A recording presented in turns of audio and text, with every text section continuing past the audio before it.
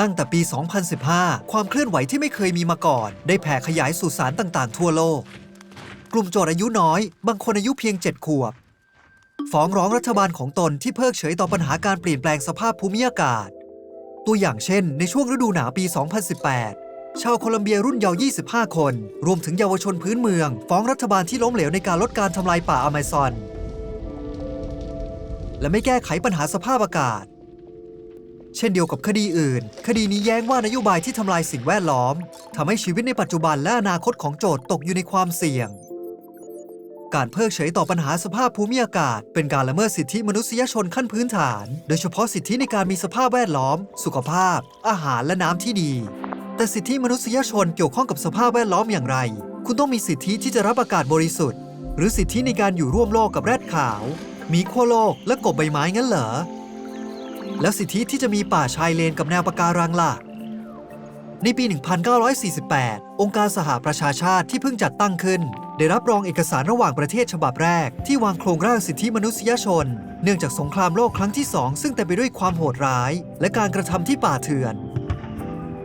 เอกสารนี้เรียกว่าปฏิญญาสากลว่าด้วยสิทธิมนุษยชนหรือ UDHR อธิบายถึงเสรีภาพโดยธรรมชาติของทุกคนไม่ว่าจะเป็นใครหรืออาศัยอยู่ที่ไหน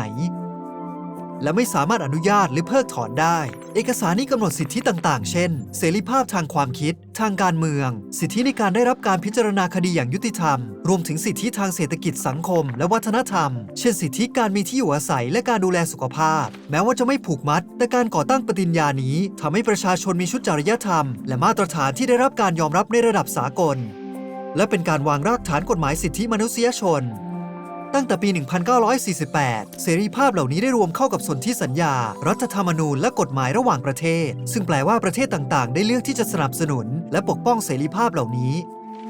สิ่งนี้ช่วยให้ผู้คนนับไม่ถ้วนมีสิทธิในการต่อสู้และเคลื่อนไหวด้านสิทธิมนุษยชนและกลายเป็นพื้นฐานทางกฎหมายในการแสวงหาความยุติธรรมปฏิญญานี้ไม่ได้พูดถึงธรรมชาติความหลากหลายทางชีวภาพหรือสภาพอากาศ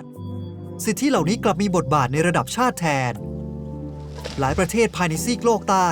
ซึ่งมักได้รับอิทธิพลจากกฎหมายและโลกทัศน์จากชนพื้นเมืองได้รวมสิทธิที่จะมีสภาพแวดล้อมที่ดีไว้ในรัฐธรรมนูญและสนธิสัญญาระดับภูมิภาคไม่นานนักรณรงค์ด้านสิทธิมนุษยชนเริ่มเรียกร้องให้ทั่วโลกและสหประชาชาติยอมรับสิทธินี้เช่นกัน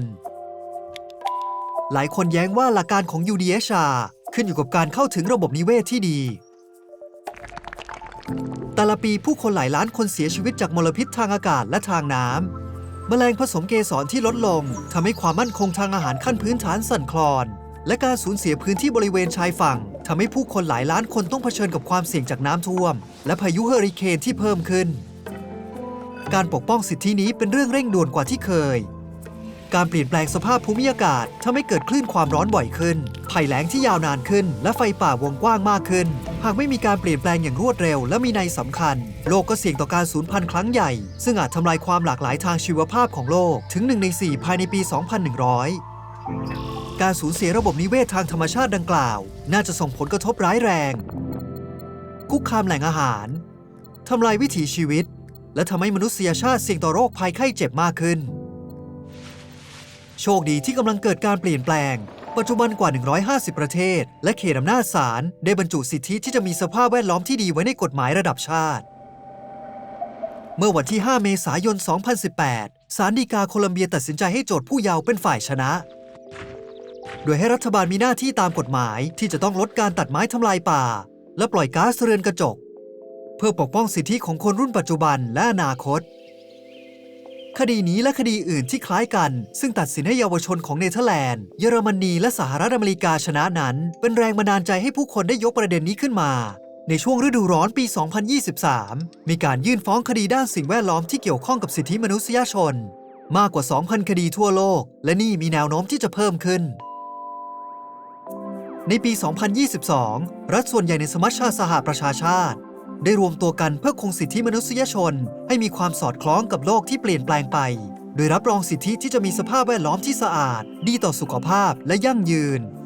ด้วยความร่วมมือระดับโลกอย่างที่ไม่เคยมีมาก่อน เพื่อลดการปล่อยก๊าซเรือนกระจก หยุดการตัดไม้ทำลายป่า และรักษาน้ำทางธรรมชาติของเราให้สะอาด คดีเหล่านี้เป็นก้าวแรกที่ทรงพลังในการให้รัฐบาลรับผิดชอบ และเพื่อให้คนรุ่นต่อไปมีโอกาสที่ดีขึ้น ในการสูดอากาศบริสุทธิ์และใช้ชีวิตอยู่บนโลกร่วมกับแรดขาว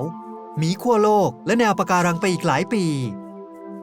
นอกจากการมีชีวิตอยู่ในฐานะมนุษย์แล้ว ในชีวิตนี้คุณยังมีสิทธิ์ในเรื่องใดอีกบ้าง เข้าไปที่ ed.ted.com/knowyourright เพื่อเรียนรู้เพิ่มเติมเกี่ยวกับสิทธิมนุษยชนที่เราทุกคนมี และการคุ้มครองในระดับสากล จะช่วยรับรองถึงเสรีภาพ ความยุติธรรม และความสงบเรียบร้อยในโลกของเราได้อย่างไร